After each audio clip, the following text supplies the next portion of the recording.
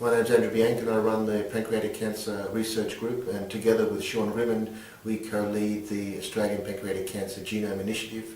That's part of the International Cancer Genome Consortium, and the central focus of that is to characterise and map the genomic aberrations that characterise pancreatic cancer. But we aim to understand the genome, or at least map out the abnormalities in the genome, transcriptome and epigenome of approximately 350 pancreatic cancers.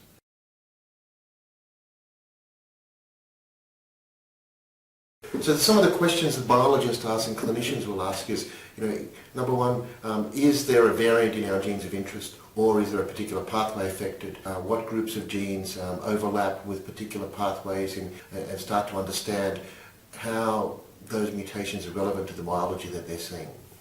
The other aspect of things that are emerging is really genomic health, or genotype guided care, or really the basis of personalised or stratified medicine. So in that circumstance, we sequence a lot of people's cancers. Sometimes we identify what we call actionable mutations.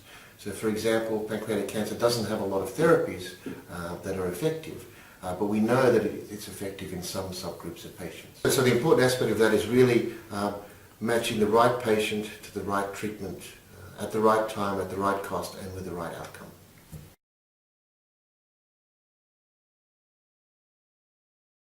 Data sharing is of absolute vital importance. For example, TCGA and the ICGC now do what they call pan-cancer analyses. So rather than just looking at one specific cancer, they look at genomic aberrations across the board, looking for commonalities, similarities, differences amongst those different disease processes.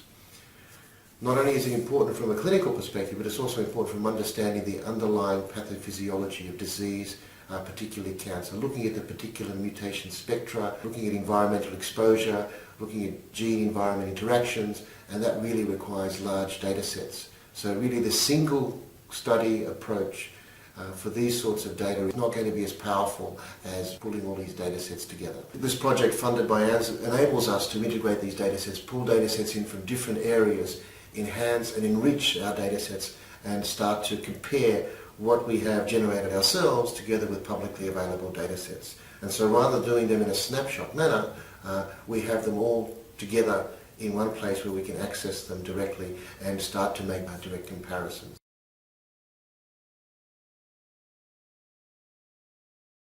The importance of this project is really a reflection of where things have moved in genomics over the last few years, where the generation of genomic data is becoming more mainstream. It can be generated in small laboratories, and now we face the challenge of how do we interpret these data, how do we mine these data, how do we understand these data. Probably the easiest and best way to do this is to empower biologists and clinicians to be able to interrogate these data, to ask their specific biological and clinical questions, and to have a framework that they can interact with and ask those questions specifically.